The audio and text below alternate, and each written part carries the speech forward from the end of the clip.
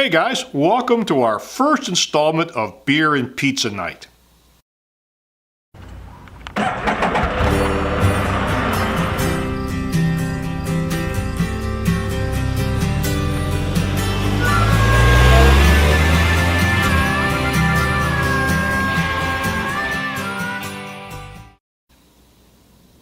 Miriam and I have had a tradition for quite a long time that we'll get together on typically a Friday night. We call it our Beer and Pizza Night.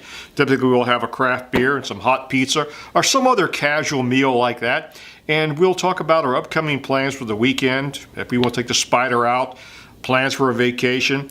And we've even gotten to the point where we will actually talk about viewer questions from our channel. We're starting to get a few of those now. So we decided we would add this to part of our travel vlog as to do Q&A and talk about some of our travel experiences. You're probably saying to yourself, where is Miriam? I often say that. Actually, she's out of town on a business trip and she has left me home alone and unsupervised, and that will probably lead to something no good. But we're going to press on and do some viewer questions and talk about some of our experiences, and hopefully the next episode she will be with us. Now, in case you're wondering what I'm drinking here tonight, once I open the can, we went down to a brewery down on just outside the Eastern Shore of North Carolina a few days ago, and I picked up some German lager black radish. I have not tasted this before, so we're going to try this in a minute. I got to start off with telling you a humorous story that occurred here recently. As you know, we've actually converted the spare bedroom into a makeshift studio. It's still a bedroom. It has a bed in it and furniture, but we have our backdrop, our tripods, our cameras, our lighting systems, and boom mic and that sort of thing for shooting video. We had a friend stop by and happened to notice as she was walking down the hall that we had all the video gear set up in the bedroom. And I asked, well, what do you think of our video studio? And she looked at me and she goes, what kind of videos do you make?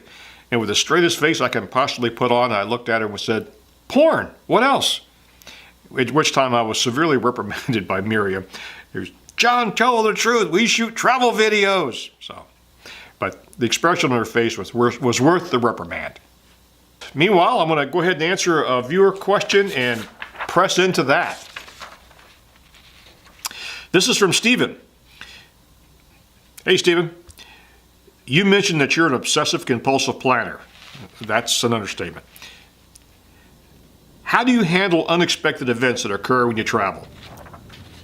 That is a loaded question, my friend.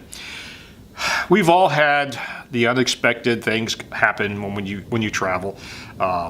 Canceled flights, flight delays, mechanical failures in your vehicle, mixed up reservations at hotels, that sort of thing. Those are really, really annoying. But the big ones that occasionally happen, the big unexpected events that occur, I find actually make some of the best stories and actually make the trip even more worthwhile. So we've had a couple of those, and I want to share some of the big ones with you. Now, if you've watched my channel before, you know that in my younger life I was a very active general aviation pilot, and I had a very unique experience. In June 28, 1987, I was volunteering with the Civil Air Patrol, which is a search and rescue organization, and we were flying out to the mountains of Virginia to do a training exercise. And I was at 6,500 feet in a small two-seat airplane. I had a young man with me to my right who was not yet a pilot, but he was actually with me just to get some experience handling the controls. When the engine completely quit, nothing will get your attention faster than an engine in an airplane not working. So I fortunately had a very good instructor when I was finishing up my private certification and working towards my commercial certification. And he was obsessive compulsive himself when it came to teaching emergency procedures. And we practiced emergency landings to nauseam over and over and over again.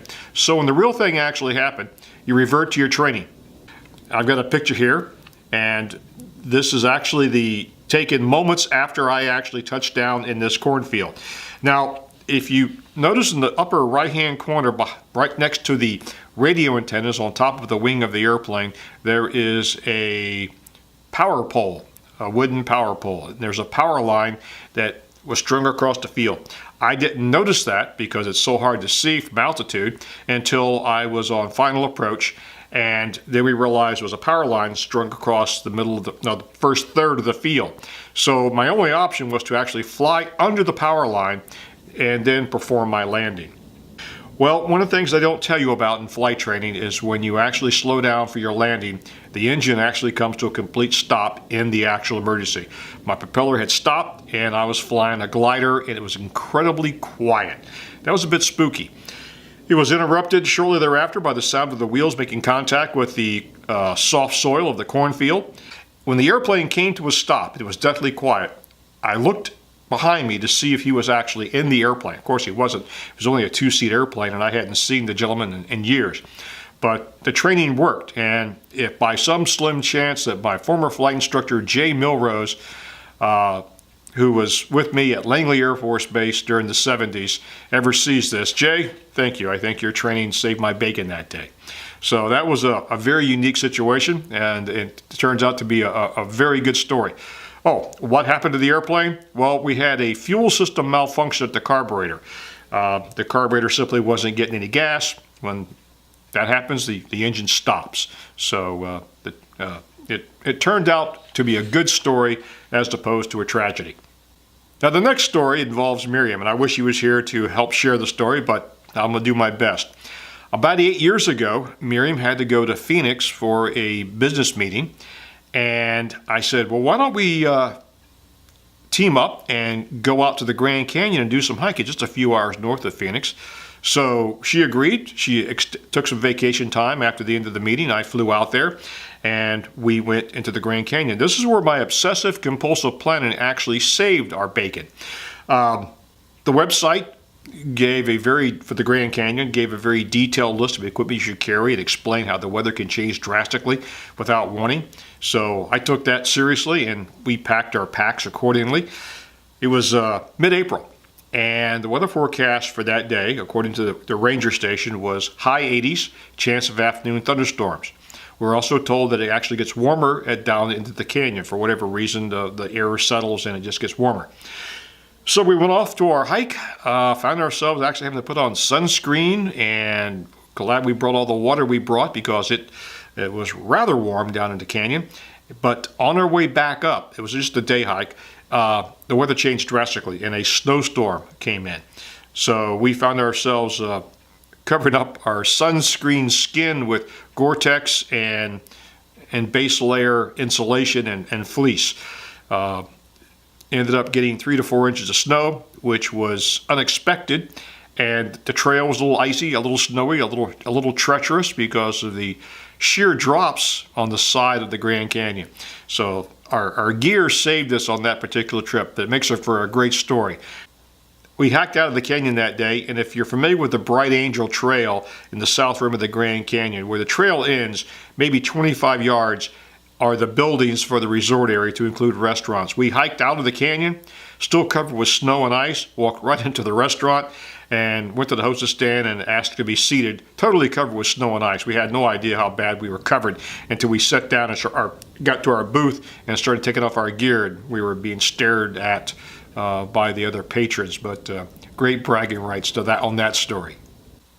So we're going to go ahead and wrap things up here. I'm going to open this nice cold beer and have some pizza.